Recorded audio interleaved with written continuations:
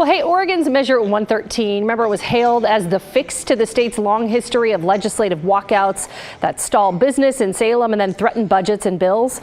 The idea was that if a lawmaker had 10 or more unexcused absences in a single session, then they would be barred from holding office for a single term after their current term is over.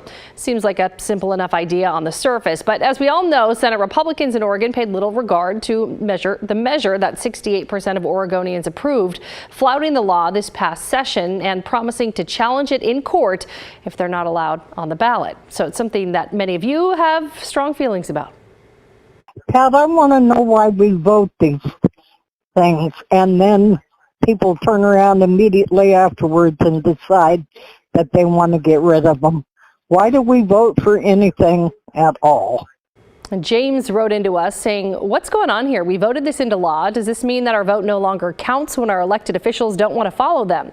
I'll bet these politicians also went from one parent to the other when they didn't get the answer to their liking. Ooh. We also heard similar messages from you about Oregon's Measure 114. That's the gun control law that voters narrowly passed in November. It has not been law, though, for a single second in the state because of immediate court challenges before it was implemented. We kept hearing a question from you on this. Are these ballot measures not tested for legality before the voters vote on them? Well, the short answer, no. They're not. Let's explain, though. So we asked the Secretary of State's office about this, since the Elections Division is part of their work. They told us the Oregon Constitution establishes a limited set of requirements, which are enforced by the filing officer when a petition is filed. For statewide initiatives, the Oregon Elections Division is the filing officer. County or local initiatives are filed with the counties. All right, so stay with me here. So they pointed us to the elections manual on statewide initiatives and ballot measures that lays out all of these constitutional requirements. Here they are. So the measure must have a single subject or closely related subject. It must include the full text, and it must be legislative rather than administrative in nature. Okay, so for petitions involving constitutional amendments like Measure 113, the requirements are this: multiple subjects that are not closely related must be voted on separately, and the initiative must amend rather than revise the Constitution.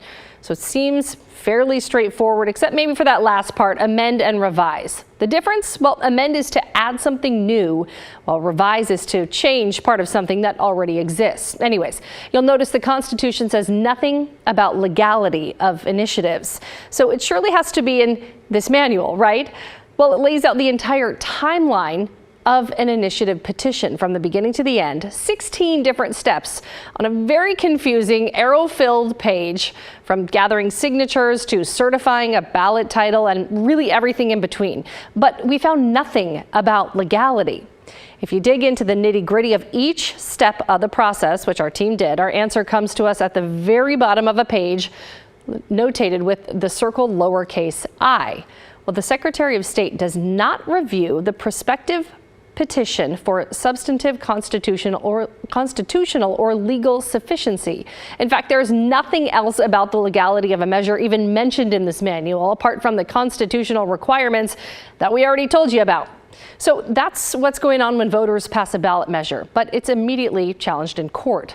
Simply put, it's not checked for legality along the way. If an initiative has enough sponsorship signatures, the Attorney General will write the ballot title, then certify it after hearing comments.